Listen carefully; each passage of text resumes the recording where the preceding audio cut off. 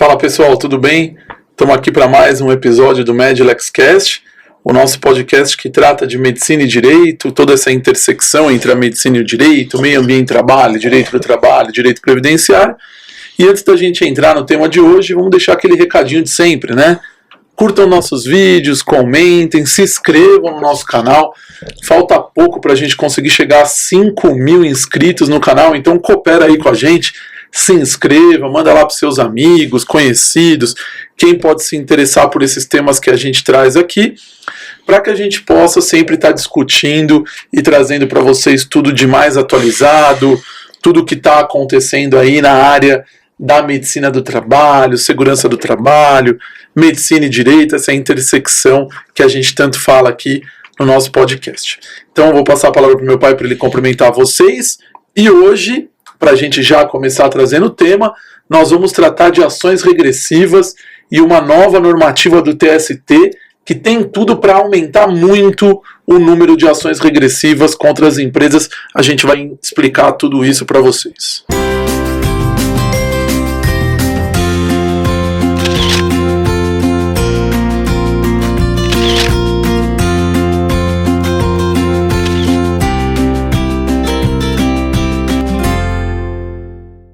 Olá pessoal, de novo aqui, tentando trazer alguns temas que sejam afetos à medicina e ao direito, como o Neto já disse, e hoje a gente está com um tema bastante interessante. Por quê? Porque são coisas que, é o tipo da coisa, né? Não são coisas, mas é o tipo da coisa que a gente só imagina que ela existe quando ela bate na nossa porta, porque não é uma rotina do dia a dia das empresas e não é uma rotina do dia a dia, inclusive até dos advogados e dos jurídicos das empresas. Então, acho que é importante, por quê? Porque agora se tem uma normativa que, como o Neto disse, vai trazer uma série a nosso ver, vai trazer uma série de possibilidades e de obrigações que geram ações regressivas. Vamos começar por aí, Neto. Acho que a gente podia começar com a sua leitura rápida. Só um número, né, para o pessoal saber. Não, mas eu acho que é importante dar uma lidinha no começo, como ela não precisa ler eu não vou ler a normativa, mas para poder entender saber o que é isso. O que a gente tem, então? O TST, o Tribunal Superior do Trabalho, e o Conselho Superior da Justiça do Trabalho, o CSJT, eles publicaram um ato conjunto, tá? Que é o ato conjunto número 4 de 2025. Esse ato, ele traz dentro do seu conteúdo algumas alterações para que a Justiça do Trabalho comunique a AGU, né, e comunique a Procuradoria-Geral Federal, tá? Para que possa identificar situações em que há uma possibilidade de uma ação regressiva. Então, o que essa recomendação traz, né? Ela teve algumas mudanças, só para vocês saberem, já existia uma normativa anterior, tá, de 2011, mas a normativa anterior, ela era mais, vamos dizer assim, menos abrangente e ela trazia menos informações para a AGU. Agora não. Agora nós temos uma normativa que realmente vai mudar essa realidade. Aqui eu elenquei aqui algumas diferenças que essa nova normativa traz, né? Então anotei aqui, primeira coisa, ela padroniza o procedimento. Então ela determina que os juízes do trabalho incluam a União como terceiros interessados no processo. Olha aí, é como se nós pudéssemos dizer assim, começou-se a dar cota para o Ministério, claro que ele sempre pôde interferir, mas era interferido de livre... A AGU, né? Sempre pôde, a Advocacia Geral da União podia, obviamente, com base em ela ter que entrar e verificar e olhar cada processo. Agora não. Vai ser isso, agora, né? É como se a AGU integrasse, tivesse que integrar como terceiro interessado. Ela vai intimar, então, automaticamente sobre decisões transitadas em julgado que reconheçam a culpa patronal. Ela é a Justiça do Trabalho. Isso. Então, automaticamente, a partir do momento que for reconhecida a culpa patronal, em que situações, tá? Acidente de trabalho e doença ocupacional. essa é uma das alterações que também tem. Em 2011, quando se mandava notificar a AGU, falava só em acidente de trabalho. A gente sabe que acidente de trabalho é um conceito mais amplo, né? Mas ela falava assim, só acidente de trabalho. Então ficava aquela dúvida, será que era acidente de trabalho e doença ocupacional ou só acidente de trabalho? Agora não, ela vem com um texto expresso, tanto acidente de trabalho quanto as doenças ocupacionais, tá? Inclusive dizendo que dispensa o envio de documentos, como tinha na norma passada, enviava o documento para a AGU, agora não. Ela dá acesso ao sistema do PJE, né? Então, o que isso significa, pessoal? Para a gente traduzir aí para vocês que estão... Facilitação total. Que toda vez que uma empresa for condenada por culpa dela num acidente de trabalho, numa doença ocupacional, a Advocacia Geral da União vai receber uma intimação para integrar esse processo como terceiro interessado, para ela tomar pé do que está acontecendo ali na Justiça do Trabalho. O que isso significa na prática? Um aumento, consequentemente, de número de ações regressivas. Tá? E o que são essas ações regressivas? Aí a gente precisa explicar, né, para o pessoal entender o que são essas ações regressivas. Porque nosso público não é só de advogados. Isso é importante porque os RHs, os engenheiros de segurança, todo mundo tem que começar a entender o que é uma ação regressiva, como ela vai surgir, a possibilidade do Estado de integrar as ações que, no fundo, é uma ação onde a Justiça do Trabalho tutela buscando um amparo de um direito que o indivíduo entende ter naquele momento, transitado em julgado pós-sentença.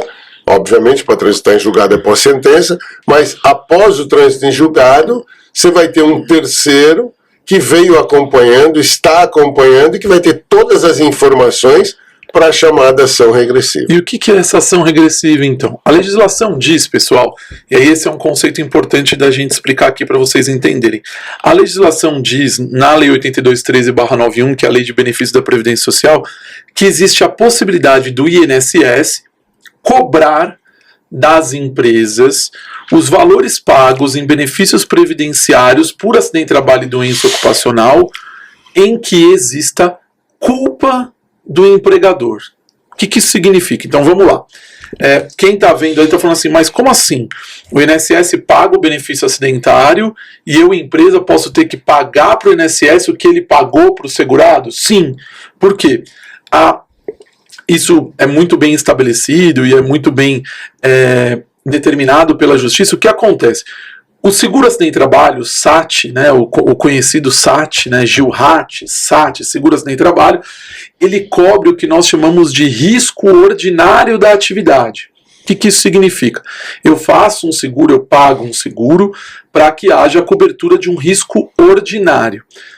Se existe um risco aumentado, se eu, empresa, negligencio, e aí o texto da lei fala exatamente isso, o INSS proporá ação regressiva contra as empresas que tenham negligência em cumprimento às normas de saúde e segurança e que geram um benefício previdenciário.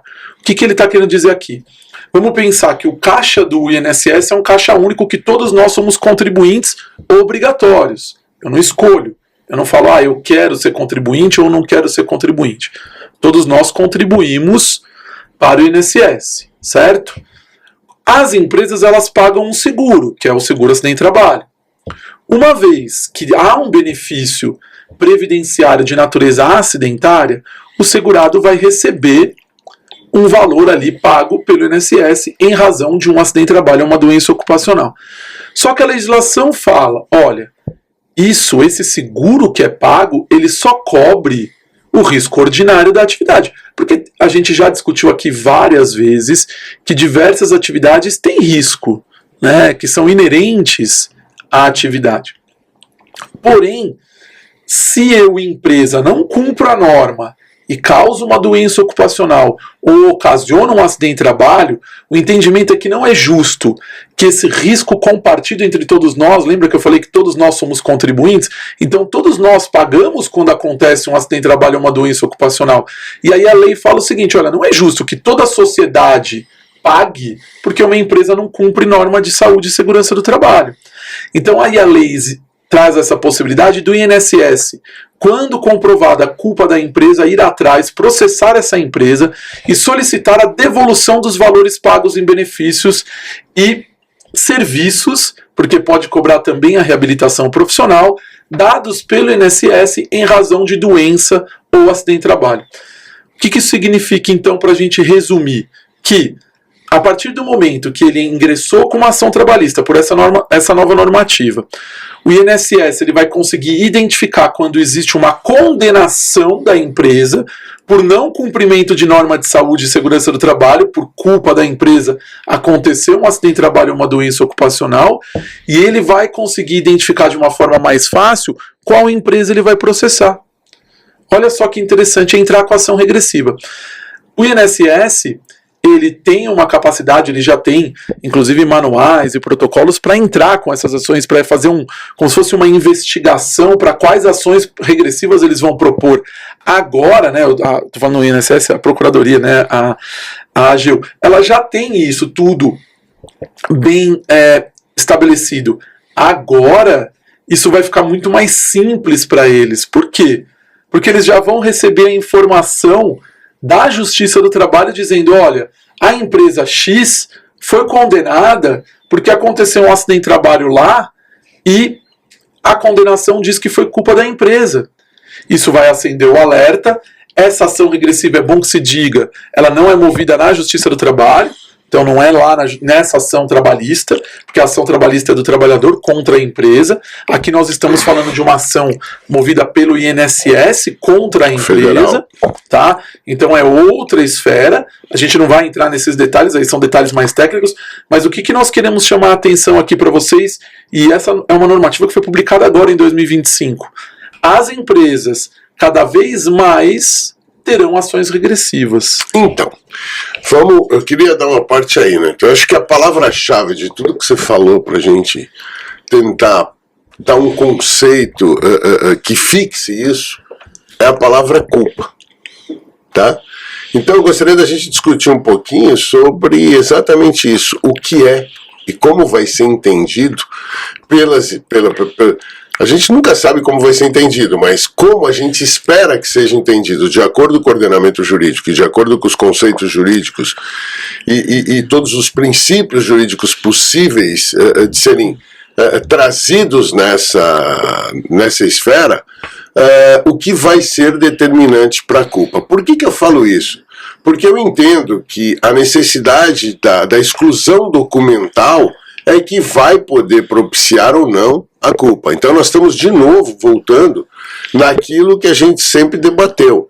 Não adianta eu correr atrás só do prejuízo. Eu vou ter que correr atrás do prejuízo sempre na vida. Sim. Mas se eu não tiver uma condição preventiva e documental sobre tudo aquilo que a legislação e que a proteção de tutela da relação capital-trabalho, das normas de segurança que trazem o que? Sobretudo, as regras sobre as quais eu previno doenças ocupacionais e previno acidente de trabalho, toda e qualquer condição onde existe uma condenação transitada em julgado vai ser possível de ser levada e ser discutida a palavra-chave, a culpa. Então vamos definindo culpa, por favor. Nestes casos é interessante porque é o que a própria a legislação diz, né, o artigo diz, negligência no cumprimento de normas de saúde, higiene e segurança, ou seja, a comprovação da culpa aí da empresa para esse fim da ação regressiva está vinculado à negligência. Está vinculado muito à negligência no cumprimento de normas, ou seja, a empresa, por quê? Volta naquilo que eu estava explicando sobre a ação regressiva. Voltando, né, para a gente não perder. A ação regressiva é a ação movida pelo INSS contra a empresa, cobrando os valores pagos pelo INSS e que ele ainda vai pagar. A gente fala que são prestações vencidas e vincendas, tá?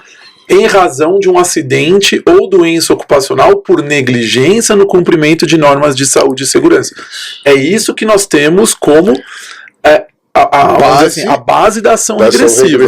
E aí, esse ponto é muito importante, porque o alerta, que aí essa normativa do TST vai ter, o alerta para o INSS, para a Procuradoria, de que pode ser que exista uma possibilidade de uma ação regressiva, vai sair da ação trabalhista. Hoje já sai, só que agora vai ser uma notificação muito mais, um fluxo de informação muito maior. Vai estar muito mais documentada para efeito de parecer ou da própria AGU documentar isso numa outra ação, como você disse, que não é na mesma esfera. Que a gente vai discutir novamente como empresa. Isso, e que na verdade, até então, se dependia do quê? De se pensar dentro de um processo trabalhista os dados que propiciavam a ação regressiva. Hoje não. Isso hoje, vamos dizer assim, vai estar mais sistematizado. Pronto, sistematizado, formatado para que a AGU possa olhar, dizer, não, aqui, desculpem, eu consigo provar eu consigo buscar a negligência. Importante também, depois da palavra culpa, né, eu acho que é discutir isso, mas até voltando na questão da culpa, né, o que a empresa vai ter que fazer?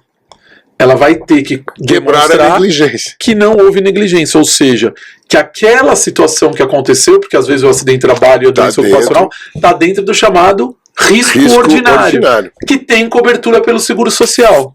Porque a ideia aqui é o seguinte, o risco ordinário está coberto pelo SAT, né, pelo seguro acidente de trabalho, por esse risco social. O que não está coberto? O risco aumentado por negligência. Então...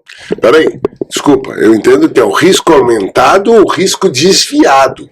Isso eu acho que é muito importante, a gente me dá um parênteses aí, porque a gente vê no Brasil assim, ó, as multi-atividades sem a devida condição de proteção. Isso a gente vê muito em empresa e debate muito uma isso. Mudança de função. É uma mudança de função. É aquele indício da mais importância, o chamado exame de mudança de função. Sim. Agora, o que chama muito a nossa atenção, na verdade, é assim, nós temos que imaginar que a empresa possa ter, dentro disso, além da condição do risco ordinário estar previsível, aquele risco que não é ordinário, mas que de uma certa forma faz o quê?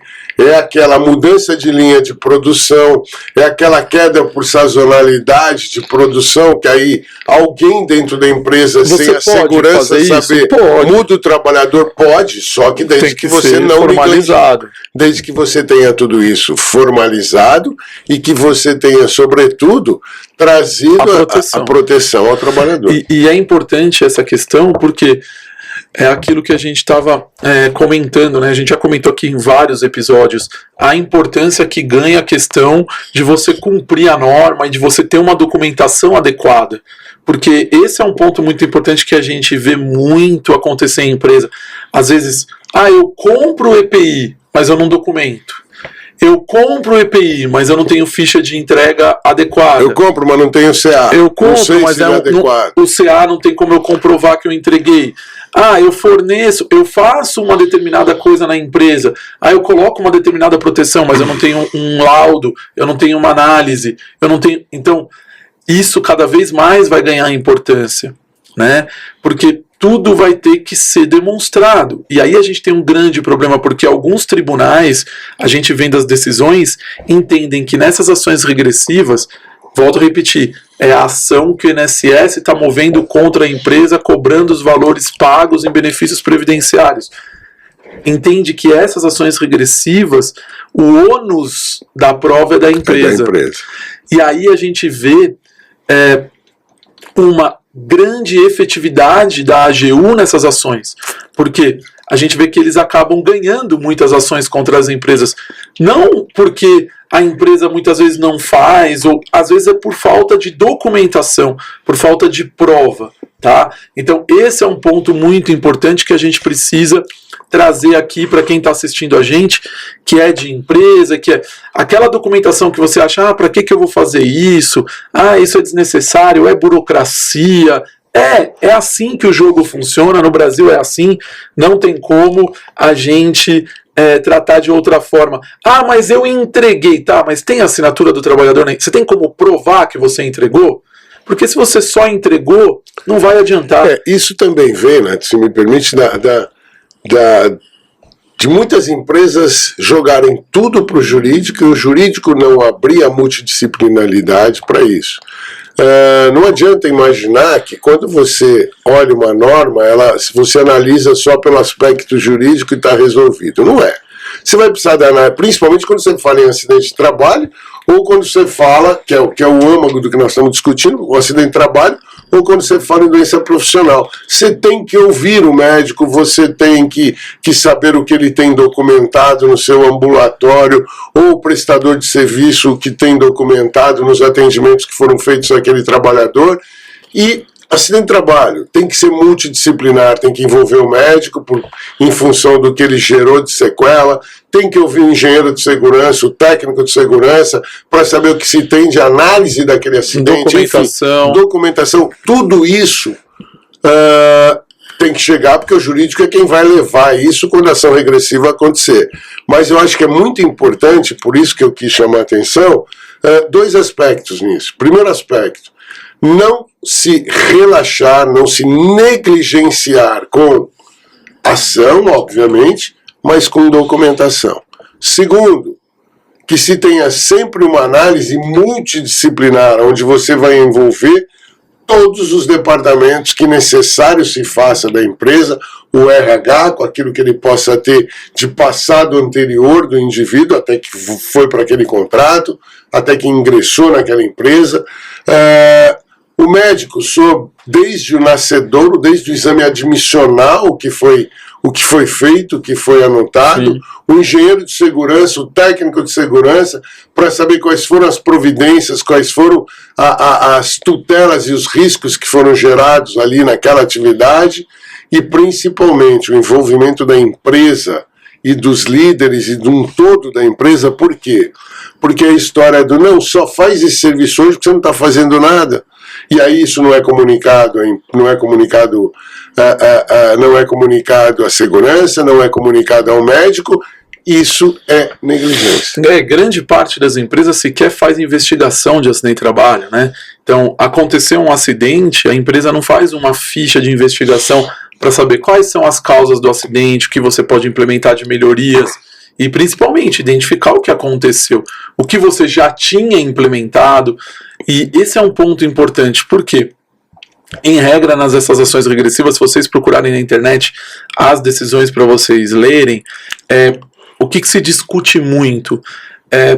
Claro, responsabilidade civil. Eu preciso ter um nexo causal entre a negligência da empresa e o acidente. E o fato em si. Então, eu preciso ter um nexo, uma relação causal... Uma razão direta de causa e efeito. Entre a negligência da empresa e o fato. O que eu quero dizer com isso? Por exemplo, o trabalhador estava andando na empresa e caiu uma caixa no pé dele, ele teve uma fratura no pé. E a empresa não forneceu o protetor auricular. O fato dela não fornecer o protetor auricular tem relação causal com o ocorrido? Não.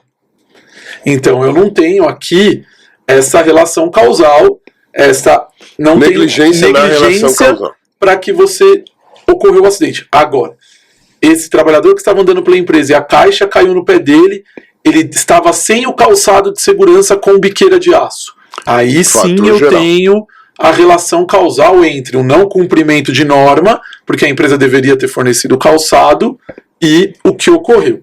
Então esse é um ponto importante, por isso que a gente fala que identificar o que aconteceu no acidente é muito importante, para que eu até possa tomar pé e saiba até qual é o risco, qual que é o passivo que eu tenho dentro da minha empresa.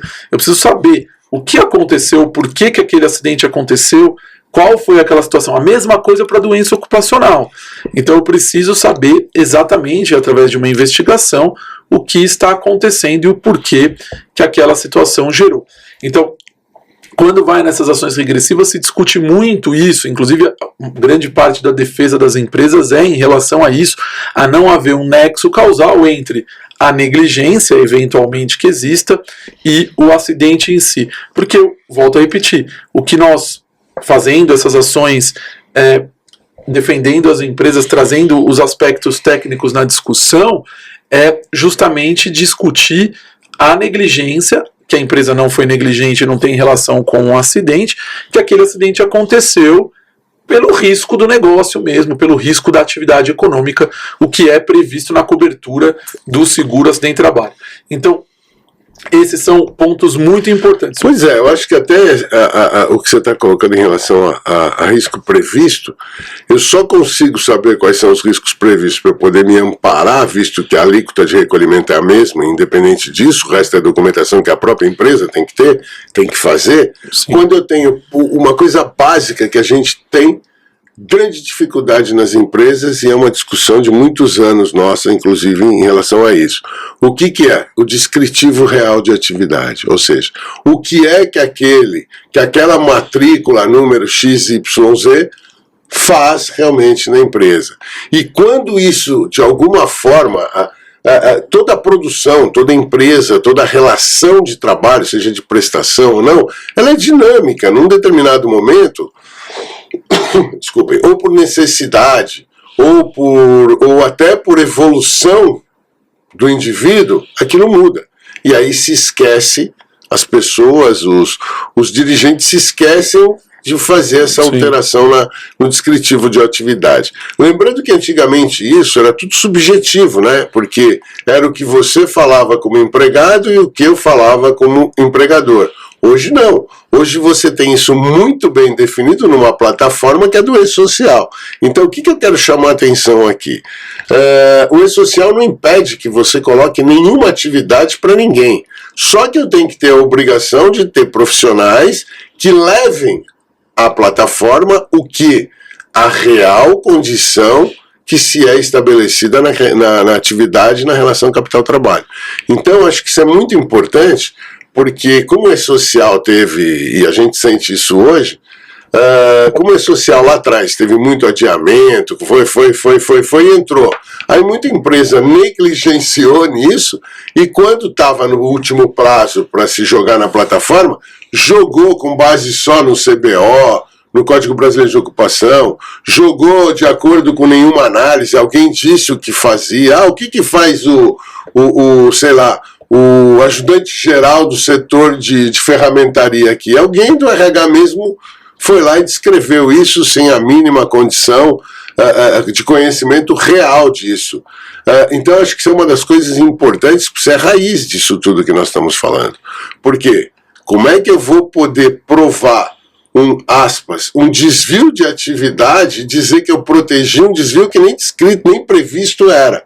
Então eu acho que está na hora, e isso a gente chama atenção, e essas ações regressivas vão partir daí, para se pegar desde o nascedor, ou seja, aquele funcionário da matrícula 2325 da minha empresa, esse indivíduo exerce a atividade que eu estou jogando na plataforma, ele tem mais alguma atividade, nem que seja de forma eventual, porque o acidente não ocorre de forma cotidiana, ele ocorre de uma forma eventual, ele não pode ter previsibilidade, ele pode ter risco, análise de risco, mas previsibilidade não.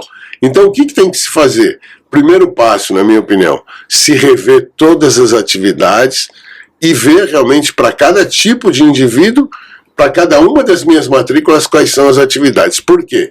Porque é daí que eu vou poder ter a minha segurança olhando e dizendo, ele precisa dessa proteção. Eu vou poder dizer, olha, independentemente dele entrar uma vez ou duas nesse setor, ele pode ter um acidente. Se ele pode ter um acidente, ele para usar ou entrar nesse setor, ou usar aquela determinada ferramenta ou máquina, ele tem que estar protegido. Então, acho que isso é um dado, né, que todo mundo deixa e parte da resolução.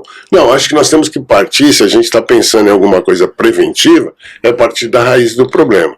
E eu entendo que a raiz do problema começa com a descrição de atividade. Até porque, de acordo com o que ele faz, que você vai fazer todas as outras medidas de proteção. É importante, então, a gente pontuar que os profissionais da área de saúde e segurança do trabalho, eles vão ter cada vez mais importância nessa questão, porque é interessante colocar essas ações regressivas, pessoal, é diferente de ação trabalhista. Isso. Porque às vezes o pessoal acha, ação trabalhista, vai lá, faz um acordo, paga pediu 100, 10 eu pago de 10, 5 2 e tá de mil. tudo certo. Não, a gente está falando aqui de ações regressivas em algumas empresas que na casa dos milhões, tá? Sim. Por quê? Imagina uma pensão por morte, por exemplo, a cobrança de uma pensão por morte, ou um trabalhador que Mutilação. ficou com uma sequela, e aí você vai pagar, volto a repetir, parcelas vencidas e vincendas, gastos com reabilitação profissional. Então, eu tenho uma série de custos aí que o INSS Gastos tem. com benefício. Com o benefício em si, e esse benefício que pode ser começar com um auxílio incapacidade temporária, virar um auxílio acidente, depois virar uma pensão por morte. Então, assim, são valores altos. A gente já participou de várias ações regressivas, são valores aí 1 milhão, 2 milhões, 3 milhões, 4 Os números assustam. As empresas ficam desesperadas e, como eu disse, com uma alta taxa de sucesso da Advocacia Geral da União, né, da AGU, em relação a isso. Por quê? Porque as empresas não estão preparadas para responder esse tipo de ação. E se tinha isso com o que se tinha de documental, isso que você está trazendo aí, que é uma nova forma de formatar as informações necessárias para que se possa propor a ação regressiva, acaba por dizer assim, é uma ação que você vai entrar para discutir, não para ganhar. E aí a gente tem então agora uma questão importante. Por quê? Porque na ação trabalhista eu já tenho que pensar que caso eu seja condenado naquela ação trabalhista por culpa minha que eu digo empresa, né? Uma vez que haja condenação, a AGU vai ser notificada, vai avaliar aquela situação e, diante da sua identificação e de que eles verem que há uma chance realmente de sucesso, eles vão ingressar com uma ação regressiva contra a empresa. Então, uma ação vai virar 2 para a empresa. E aí que eu falo na importância dos profissionais da área de saúde e segurança do trabalho, que vão ter que vir com essa documentação, que vão ter que vir com todos esses parâmetros, tudo aquilo que a gente sempre fala, né? Fornecimento, fiscalização, treinamento. O treinamento é uma parte muito importante que as empresas às vezes negligenciam. Então, às vezes, fornece o treinamento, mas não tem o conteúdo programático. Não tem a documentação, não tem a assinatura de que ele participou. Eu dei um treinamento de NR6 para ele. Tá, mas qual é o conteúdo desse treinamento? O que foi dado? O que foi ministrado nesse Quanto tempo? Qual a carga horária? Como que funciona? Eu dei um treinamento para ele sobre trabalho em altura. Como que funcionou? Quem foi o profissional que deu? Tudo está registrado? Eu consigo demonstrar uma ação que eu realmente dei aquele treinamento? Então, assim, as empresas cada vez mais vão ter que se preocupar com isso. E aí aqui, pessoal, a gente sempre gosta de frisar, nós não estamos tratando só de empresa que às vezes fala assim, é só multinacional, não. Nós estamos falando de qualquer empresa.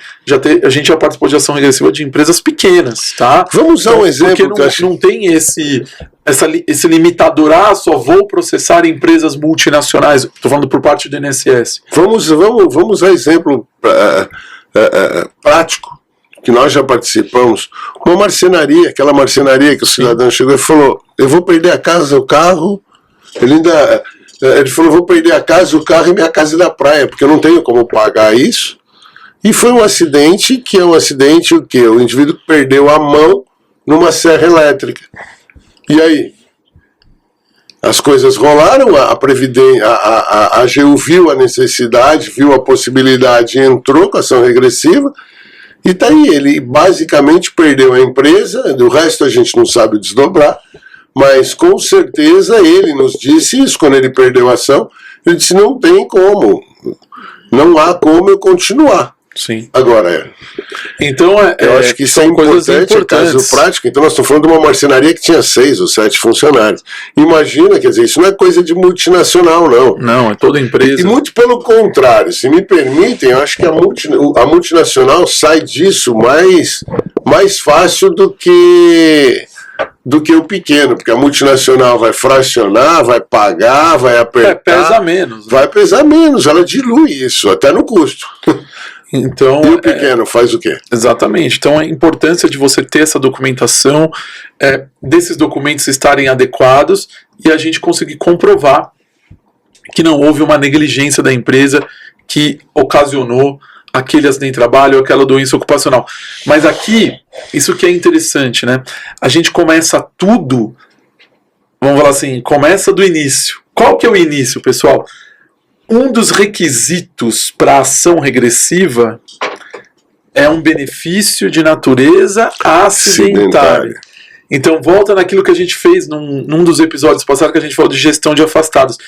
Mesmo que haja uma condenação na justiça do trabalho, só que se você não tem o benefício acidentário, ou está discutindo, ou ainda esse benefício foi convertido e você está acompanhando. Teve INTEP, você recorreu, ou seja, tudo começa lá do início, que é o que? Você trabalhar com a gestão, porque a ação regressiva só existe com a concessão de um benefício de natureza acidentária para esse trabalhador. Uma vez que o benefício não é de natureza acidentária, o INSS não tem, a ação não existe. Tá? Então esse é um ponto importante. Lembra que eu comecei falando, ação regressiva, o INSS cobrando os benefícios de natureza acidentários pagos. Então lembrando que o acidentário aí, desculpa, mas lembrando que o acidentário aí se encaixa nas doenças ocupacionais. Sim, tá? O acidentário quando a gente fala em acidentário, parece assim, não, é só o que for acidente. Não, as doenças ocupacionais é o B91. É o B91. Isso. Então, quais são os benefícios que vão poder ter a possibilidade de uma ação regressiva? B91, B92, 93, 94. É o auxílio incapacidade temporária de natureza acidentária, a aposentadoria por incapacidade permanente acidentária, auxílio acidente e a pensão por morte de natureza acidentária.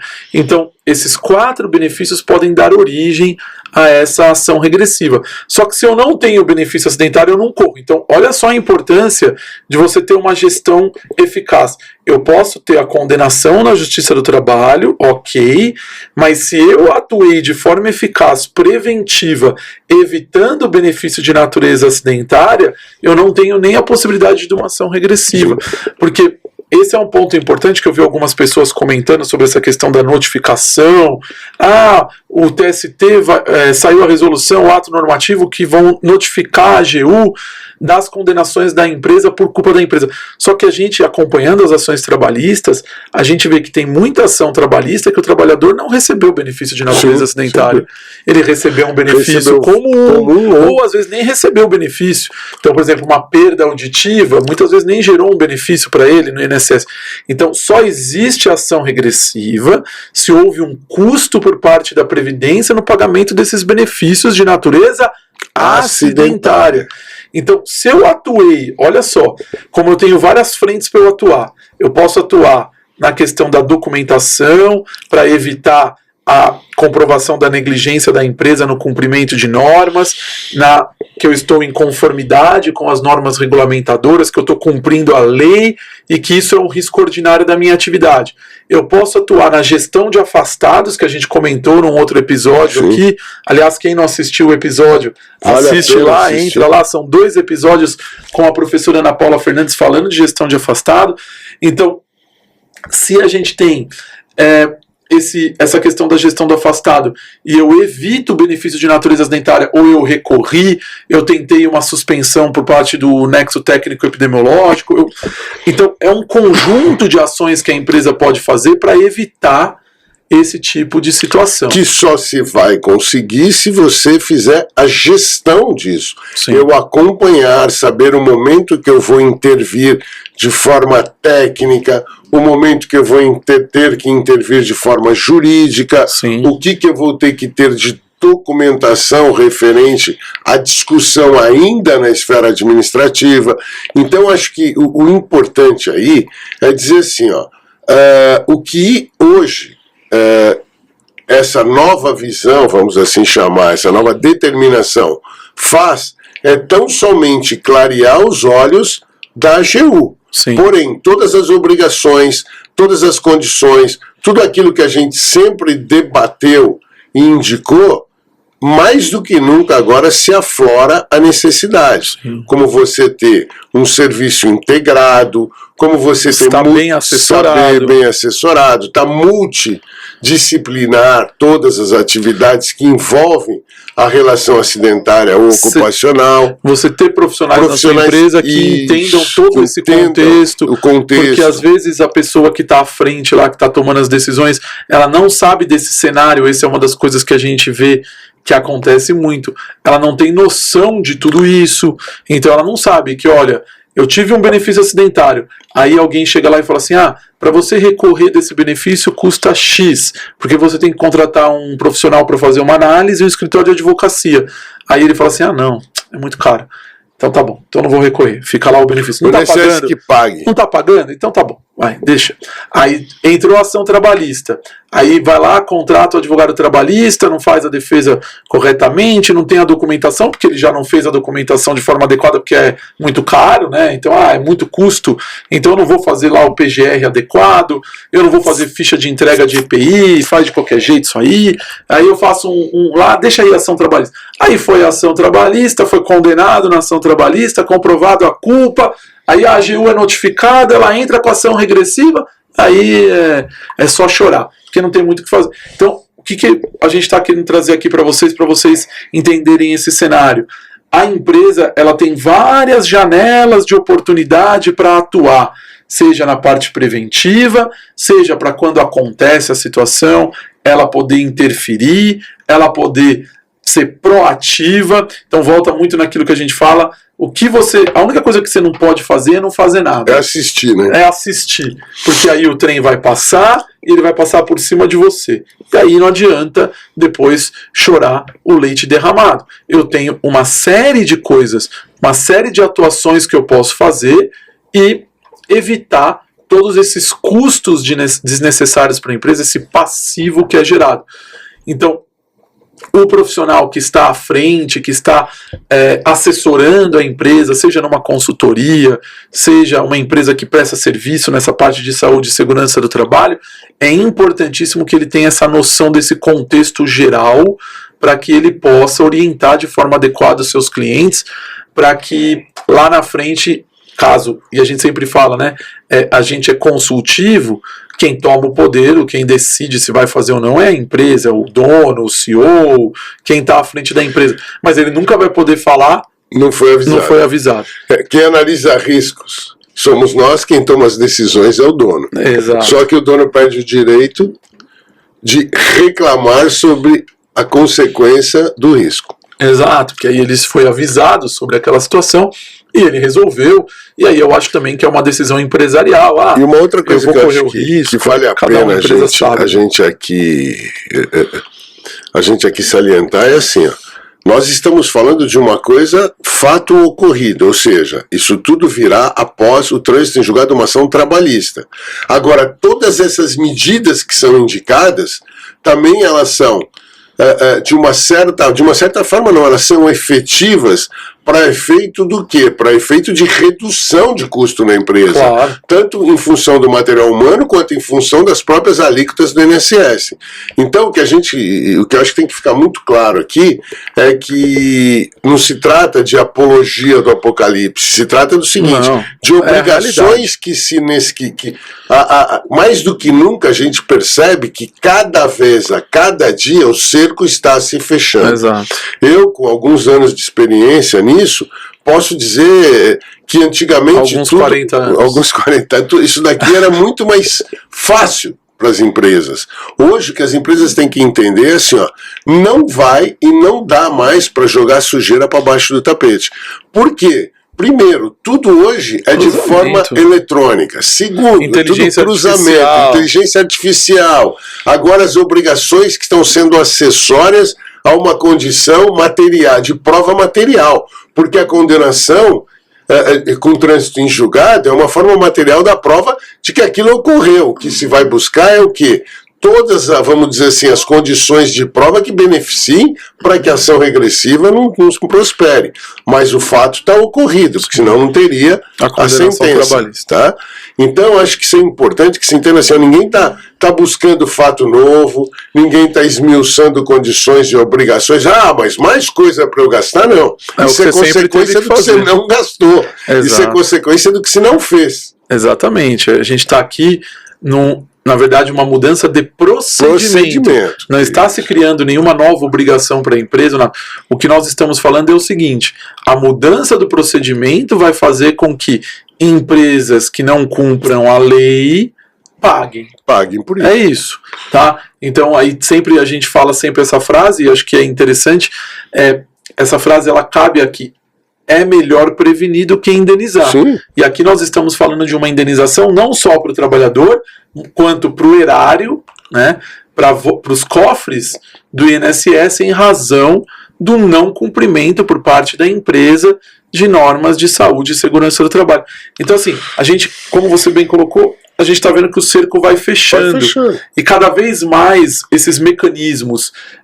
Por que isso é fácil hoje? Porque a gente tem o PJE. Antigamente o processo era físico. Imagina lá, vai notificar, aí vai ter que ir lá, pegar o processo físico, leva 30 volumes, levar o volume, tirar a... Não, agora não. O cara entra no PJE, pega aquele processo, coloca lá no chat GPT. Pra isso, acabou. Eu tô brincando, mas quase isso, né? Coloca no chat GPT e fala: resume a ação para mim.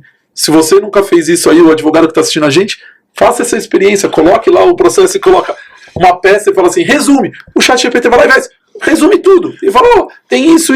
Agora eu quero que você dê ênfase em tal coisa. A inteligência artificial. Então, assim, com essas novas ferramentas, você vai tendo cada vez mais acesso à informação de forma mais rápida e mais efetiva. Então, aumenta muito a efetividade em demonstrar o não cumprimento de normas por parte das empresas. Também aumenta a demonstrar quem cumpre norma de segurança. Exatamente, o inverso também é verdadeiro. A gente sempre tem que pensar assim, que é a base do direito, é o equilíbrio. Assim como as coisas possam vir para condenar, ela vai absolver aqueles que são inocentes.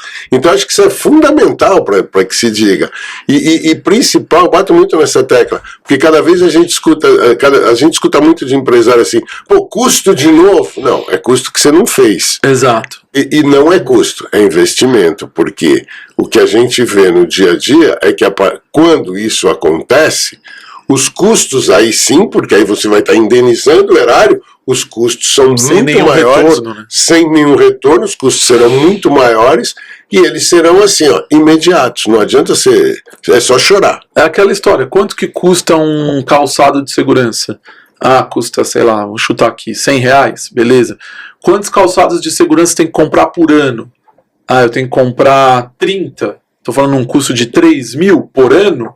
Ok. Uma ação regressiva que você pague R$100 mil, eu estou falando um valor baixo. Baixíssimo. Quanto que isso custa? Não estou falando nem da ação trabalhista, só da regressiva. Quantos anos você compraria de calçado para os seus trabalhadores? Sem ter mutilado o trabalhador, sem ter tirado ele do posto de trabalho e ele não está produzindo, sem pensar na questão humana. Sem ter criado um peso social.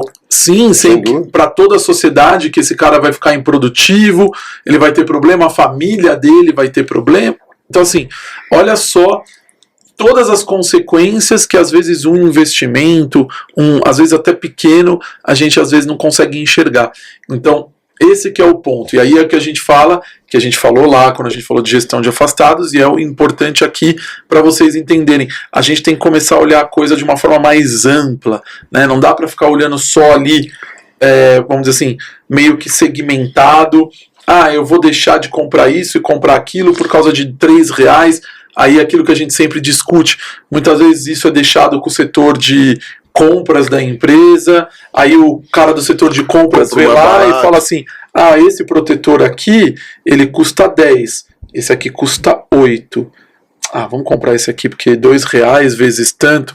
Será que o de 8 é a mesma coisa que o de 10? Será que o CA dele protege para a mesma coisa? A gente vê muito isso em compra de luva, compra de calçado de segurança, qualquer tipo de EPI. Então, essas questões são, eu tenho que fazer uma análise quantitativa de determinado agente químico ou de um ruído que seja, ou, não vou fazer.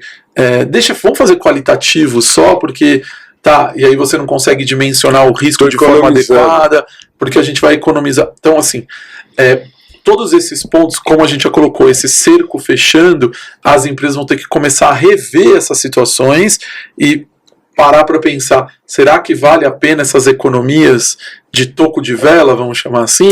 Será que não vale a pena eu fazer realmente o investimento e eu melhorar as condições de trabalho? E aqui a gente não está falando nem da questão humana, né? A gente está falando só de valor, né? Que a gente está falando como empresa, né? Atividade empresarial. Como que ela enxerga tudo isso? E a gente tem uma série de questões aqui interessantes, né?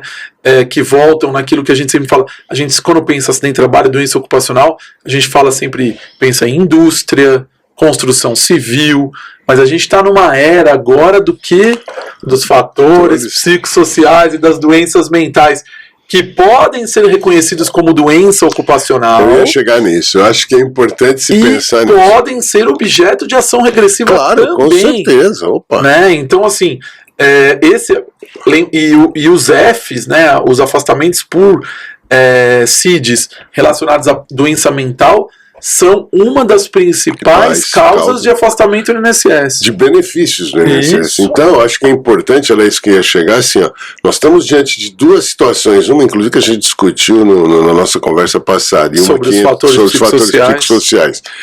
E o que hoje está se demonstrando como uma medida tomada, tá, por órgão estatal, no caso o Poder TST, Judiciário, o Poder Judiciário, que trouxe o quê?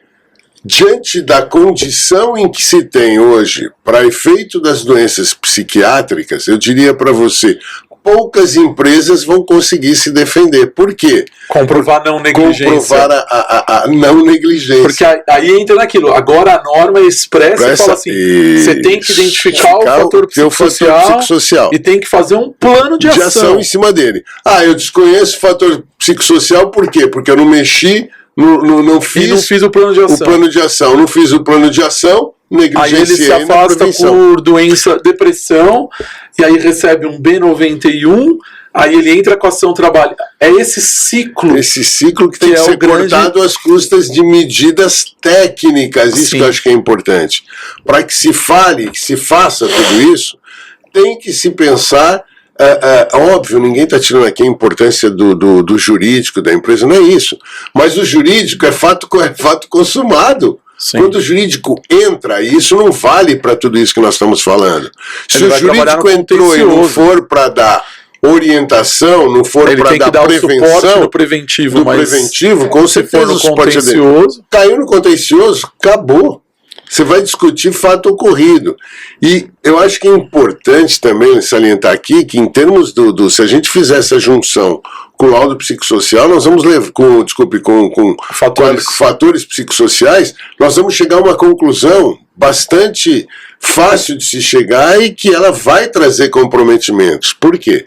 Se a Previdência Social hoje diz que a maioria dos pedidos de afastamento estão ligados a fatores que envolvem condições dos Fs, das doenças mentais, então essas serão as ações que mais vão estar no olho do furacão. Sim. Por outro lado, eu posso garantir, até por aquilo que a gente escuta, por aquilo que a gente é consultado, por aquilo que a gente é questionado no dia a dia, não só das nossas empresas, como de empresas e de colegas, que exercem atividades em empresas até multinacionais, se os Fs são as de maior incidência, se os Fs são as que estão no olho do furacão, com certeza a condição de análise de fator psicossocial e a questão do risco psicossocial, eu posso garantir que é que menos prova a empresa tem dentro da empresa. Claro, porque dentro do seu cenário.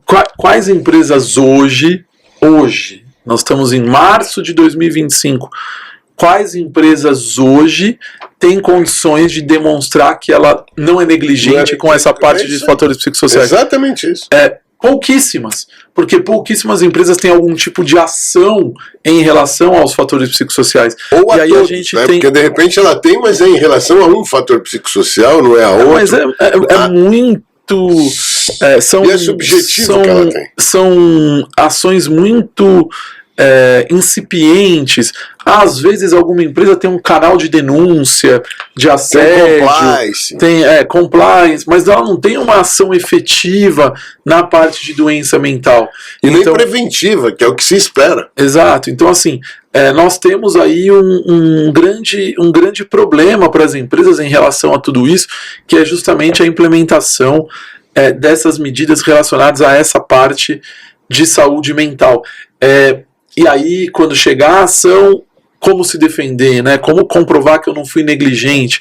Como comprovar que eu, empresa, não fui negligente ao ponto de saber que um chefe estava assediando a funcionária e eu não fiz nada, né? E eu deixei aquela situação acontecer, ou eu fingi que eu não vi, ou um trabalhador em home office, como hoje nós sabemos que grande parte dos trabalhadores estão em sistema híbrido, muitos trabalhadores em sistema híbrido ou só em home office, como que eu trabalho com isso, qual que é a gestão que eu faço desses trabalhadores, essa questão do isolamento desse trabalhador, quais são as medidas que eu adoto, vários fatores, sobrecarga de trabalho, cobrança por metas, metas inatingíveis, né? Lembrando sempre, cobrança por meta não é um problema, todo mundo tem meta. Ninguém hoje trabalha em qualquer atividade econômica que você não tenha meta. O problema são metas inatingíveis ou metas com ameaças. Então, se você não cumprir a meta, você vai ser mandado embora. Se você não cumprir a meta, eu vou te transferir da nossa filial de São Paulo para a filial não sei da onde. Então, esse tipo de coisa que não pode existir. Então, eu tenho uma série desses fatores psicossociais que as empresas agora têm que identificar e vão ter que tomar algum tipo de ação. Se a empresa identificar e não tomar ação, ela está sendo negligente. Então vai justamente de encontro na questão da ação regressiva. Negligência no cumprimento de normas de saúde e segurança. Porque a norma NR1 agora expressamente diz que a empresa tem que considerar os fatores psicossociais dentro dos riscos ergonômicos. E lembrando que eu acho que é importante a gente lembrar também isso, que aquela condição, aquilo que gera a ação regressiva, ela é fator individual, é daquele trabalhador.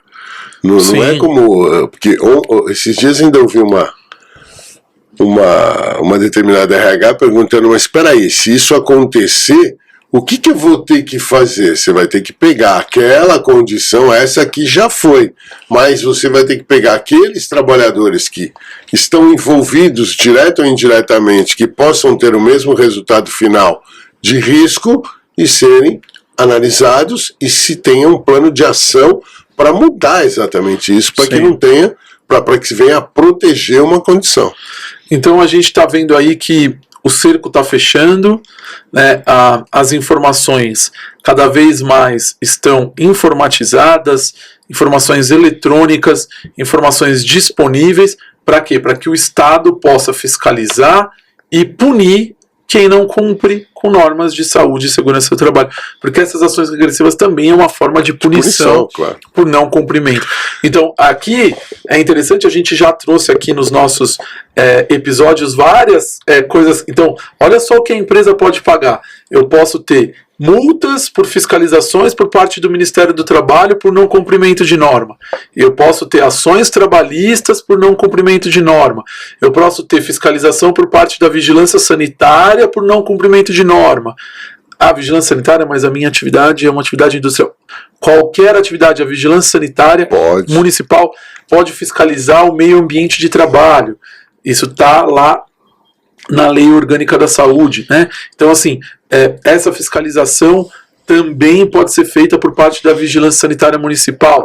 Então, é Ministério do Trabalho, Ação Trabalhista, Vigilância Sanitária, pagamento de FAP. Então, além disso, eu ainda tenho, se o benefício acidentário, eu vou pagar, vou ter majoração da minha alíquota do SAT. E essa não é sobre um, é sobre todos. Sobre a folha de pagamentos. Então eu tenho pagamento de alíquota, aumento de alíquota de recolhimento de imposto, eu tenho ações regressivas. Então, eu tenho aqui o que a gente está tratando hoje, que é o INSS cobrando os valores pagos em benefícios de natureza acidentária. Eu tenho possibilidade de ação civil pública por parte do Ministério Público do Trabalho. Então, olha só como o cerco se fecha em relação ao meio ambiente e trabalho, o tanto de coisa que eu posso ter de fiscalização, multa, condenação. E o que custa tudo isso? E o valor disso, né? Então, quando você vai colocar na ponta do lápis, eu tenho certeza que investir no meio ambiente e trabalho para a proteção do trabalhador é muito mais barato. Mais barato, menos trabalhoso e com resultados melhores. Sim. Porque, sobretudo, a gente tem que lembrar que atrás de toda essa nossa discussão de proteção que se busca, tem um trabalhador. Cara chamado trabalhador, que é uma vida. Exatamente. Por mais que você receba, ninguém quer ficar sem um braço. Exatamente. Eu não queria o dinheiro do Neymar para não ter braço. Exatamente. Entendeu? Então eu acho que é muito importante a gente entender isso dentro de um contexto, que tudo isso que nós discutimos ainda tem que se levar em conta o lado social, que é aquele indivíduo visto como indivíduo. Não é nem em relação ao que ele representa dentro de uma sociedade, é o que ele representa para si mesmo, para sua família, para seus entes queridos. Exato. Então, eu acho, né, só para gente acho que agora já está na horinha da gente começar a fechar o raciocínio, eu acho que é importante que a gente saliente aqui, assim, ó, eu não tenho sombra de dúvida, hoje, que é muito mais barato, mais inteligente, hoje, se investir em meio ambiente de trabalho, se investir em segurança do trabalho, do que se ficar usando colchas de retalho com argumentos quaisquer para tamponar diques, tá? Sim. Porque você vai tamponar o Ministério do Trabalho? Vai. Mas não parou aí, você tem todas as repercussões do fato já ocorrido. E aí, por outro lado, você olha e diz assim, o empresário vai dizer assim, pô, mas como é que eu vou pensar no meu passado? O teu presente hoje foi o teu passado ontem. Se você não começar a mexer agora, você sempre vai ter um passado que vai te gerar Eu custo. tenho um passivo, eu tenho que pelo menos começar a diminuir esse passivo ao Eu longo vou do ter tempo. que diluir esse passivo daqui para frente, tentando com medidas adotadas de forma preventiva, minimizar custos. Exato. Exatamente por isso. É isso, e importante aqui então a gente frisar que esse novo ato aí, publicado pelo Tribunal Superior do Trabalho, ele tem a tendência de um aumento de ações regressivas, porque o INSS vai ter uma maior efetividade na identificação de quais são as empresas que podem ser processadas para a restituição dos valores ao erário. Então esse é um ponto muito importante. Eu, inclusive, escrevi, depois quem tiver interesse, um artigo sobre esse tema. Depois quem quiser aí põe no comentário o link, eu coloco lá o link para vocês depois no comentário. Se alguém tiver interesse, manda lá, comenta aí. Só vou colocar o link se comentar, senão não vou colocar o link, hein? Então, vamos lá, comenta aí, a gente manda o link. É interessante esse tema, é um tema atual, é uma publicação agora, do começo do ano, esse ato normativo é de 2025, então as empresas têm aí mais uma situação que elas vão ter que saber lidar e principalmente precisam estar bem assessoradas, tá? Então hoje não dá mais para brincar de fazer medicina do trabalho e segurança do trabalho. Nós temos que ter profissionais que assessorem essas empresas qualificados, que saibam lidar com essas situações, entendam todo esse contexto e todo esse cenário, para que lá na frente, quando eventualmente acontecer, porque infelizmente acontecem acidentes e podem acontecer doenças, por isso que existe o seguro acidente de trabalho, para esse risco ordinário da atividade, e isso pode infelizmente acontecer. A gente quer que não aconteça, mas às vezes acontece, e a gente está seguro de que tudo que foi possível, previsto na legislação, foi adotado pela empresa, e aquilo que aconteceu realmente foi um infortúnio, não foi algo por negligência no cumprimento de normas de saúde e segurança do trabalho. Eu acho que é isso. Existem uma série de coisas que podíamos e temos, e vamos nos próximos episódios tentar discutir em relação a não só essa normativa do TST, mas principalmente sobre tudo aquilo que se possa fazer buscando sempre a melhoria da condição de trabalho, porque melhorando a condição de trabalho você melhora a sociedade como um todo, não tenha sombra de dúvida. E eu acho que só para a gente finalizar, eu queria fazer uma colocação que eu acho que é importante, né, a gente sempre pensar. Nós falamos em tudo e en passant em treinamento. Todo investimento que se possa fazer em segurança, é o que eu digo sempre, tem que haver e obrigatoriamente há que haver o envolvimento do trabalhador. Nós técnicos podemos conseguir pensar, entabular, entender, estudar e achar soluções técnicas. Mas se o trabalhador não for envolvido em tudo isso, porque quem está na ponta, quem está no chão de fábrica mesmo são eles. Não é à toa que a norma sempre fala que tem que ter participação dos trabalhadores. É isso que eu quero deixar bem claro. Esse é um item que nunca se discute, mas eu acho que é importante. Não adianta se pegar os melhores técnicos do mundo e falar eu vou impor uma condição. Não. Esse mundo de imposições, ele pode ser visto, a gente vê todo dia no Brasil, mas ele não pode ser visto aqui na segurança do trabalho. Na segurança do trabalho há que ter convencimento. Se eu não convencer o meu trabalhador de que aquilo que eu estou fazendo não é um benefício só para mim, é um benefício para a relação, é um benefício para ele, para a parceria que existe quando se fala em meio de produção, eu nunca vou ter os resultados necessários. Sim. Então, além de tudo isso, além de todo esse custo, além de tudo mais, há que se ter esse norte. É simples do pessoal entender, né? Imagina que você tem que andar o dia inteiro com um capacete na cabeça. É insuportável. Se alguém já foi e usou... Calor. É um calor, você não consegue, é uma coisa chata, fica te coçando a cabeça. O dia que eu tô com dor de cabeça, o dia que eu não cortei o cabelo, não lavei... Agora, se eu mostro pro trabalhador, ó, você tá usando esse capacete por quê? Porque aqui tem risco de cair um negócio na sua cabeça, isso vai te proteger, né? Ele vai usar. Se eu convencer, ele vai tirar a coçar, ele vai falar, pô, acabou. Então eu acho que tudo isso é importante se impor, se demonstrar, mas é importante que se tenha participação, principalmente o convencimento daquele que é o ator mais importante de tudo isso, que é a prevenção para o trabalhador. É isso aí. Então, pessoal, a gente está encerrando mais um episódio do MedLexCast. Fica aqui novamente o meu recado para vocês. A gente está chegando perto de 5 mil inscritos. Se inscreva, manda lá, é só compartilhar, não custa nada, é só apertar. Não paga, é só apertar o curtir lá. Só que para curtir você precisa estar logado no YouTube, né?